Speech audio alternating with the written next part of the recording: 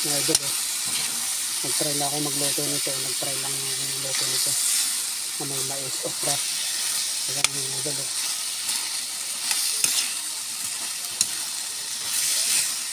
isama yung mais dito sa okra.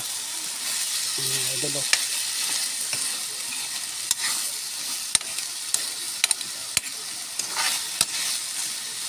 ginisa lang yung ginisa.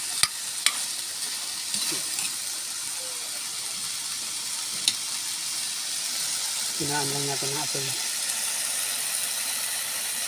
Ayan. Ayan mga idol ilagyan natin ng mais para kakaiba. Tingnan natin kung okay na okay siya. Ayan mga idol. Tapos lalagyan natin ng manok.